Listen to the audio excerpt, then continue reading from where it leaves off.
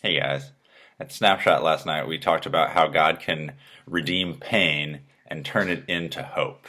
It doesn't take long to look around at our world or even at our lives and see that things are messed up and broken, right? We see it every day. Dreams that things that we think are going to happen one way don't happen that way. People we know get sick or hurt. There's injustice all around the world, and and a lot of times we ask the question why. Sometimes I think we know the answer to why. We can see the cause and effect of someone making a choice and then this thing happening, right? Like if I choose to drive too fast on an icy road and I get in a car wreck, I'm not going to scream to God, why? Like, I know why. I drove too fast on the ice, right? Sometimes it's really obvious, but other times it's not. When people get an illness or a sickness, we don't know why those things happen. But I think the big question when we get mad at God and ask why is, God, are you still there? God, do you love me? God, do you see what's happening to me? Don't you care? Why did you let this happen to me? I think that's really the why. Why did you let this happen to me?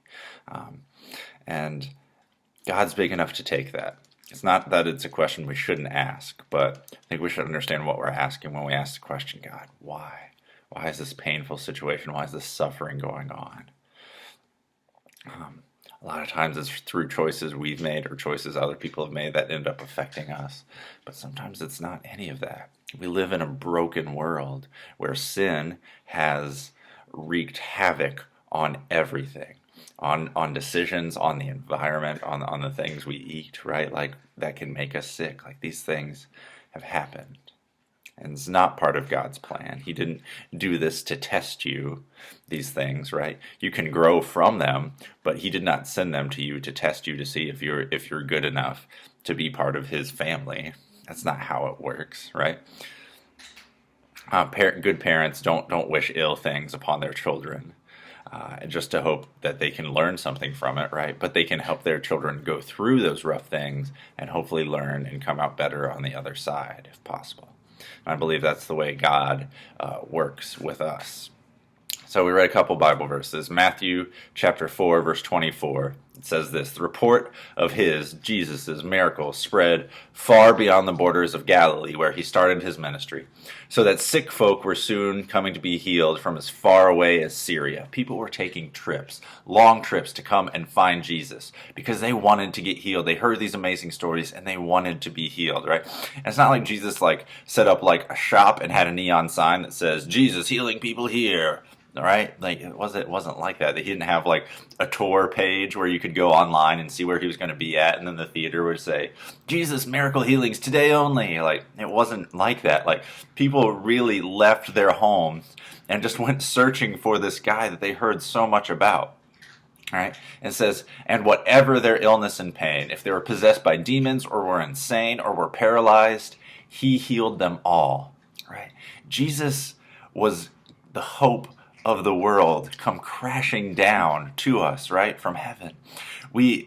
People got a taste of what it was like in heaven, of God taking care of them and cleansing things and making things right and getting rid of the effects of sin. And people were hungry for it, so people went and searched out Jesus for it. Remember that. And he does that still today. But that doesn't mean that we as Christians don't have pain and don't suffer. Paul, in fact, writes in Romans chapter 8, verse 23, and even we Christians, although we have the Holy Spirit within us as a foretaste of future glory, right? Meaning the Holy Spirit, the same Spirit that raised Jesus from the dead, when we say we trust Jesus and love him, lives inside of us, guys. Get that? He lives inside of us. And that gives us a taste of what it is like to be completely enveloped and live in God's kingdom, not just with this world around us with all the brokenness and sin, right? It gives us a chance to know what that's supposed to be like and to hunger for it and yearn for it. But he says, but also we groan to be released from pain and suffering, right? Being a Christian doesn't mean that everything's going to be good, and if it isn't good, that you're not doing something right or God doesn't love you. We live in a broken, messed up world, right? Paul here is saying it. He says, we too wait anxiously for that day when God will give us our full rights as his children, including the new bodies he has promised us, bodies that will never be sick again and will never die. Right? We have this future hope. But we always talk about on our gospel acrostic, life with Jesus starts now and lasts forever. So how do we deal with the fact that there's pain before we get to this hope? Before we get to this thing that we're hoping for, that we know is going to happen because we trust God and we trust that He's going to do what He says. But while we're still here on earth, we get sick, we die, people around us are hurting. I've been reading a book by a rabbi named Harold Kirshner, and he talks about how he had a child that was very sick and how they dealt with that. And being a rabbi, people come to him asking questions and like, well, why do you think God made your son sick? And he's like, I don't think He made my son sick. I think the world is messed up with sin, and that's why he's sick.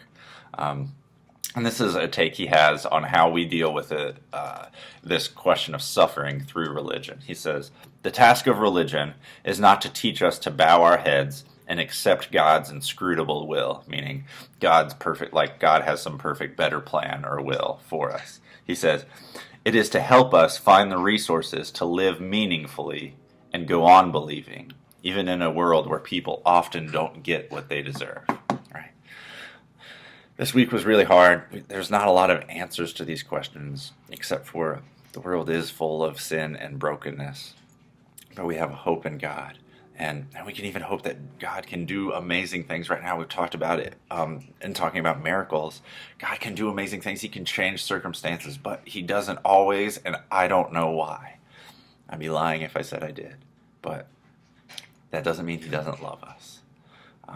There's a video that I'm going to attach to the bottom of this, and it's a guy who got in a car wreck, and through that he discovered who God was and is and has a relationship with Him now, and it's just a good reminder that even through pain, God can work. Now God didn't, and again the guy goes to great lengths to say God didn't cause this thing.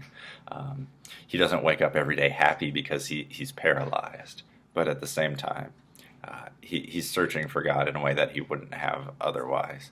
And like the rabbi said, it's a way to get closer to God, to learn to live through things and have more meaningful understanding. So when you're going through pain and suffering, remember you can lay it at Jesus' cross. God does care. When you ask why, Jesus cares. He died for you. Right? Lay it down at His feet.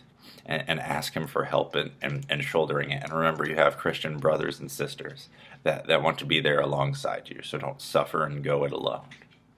I love you guys. Have an amazing week.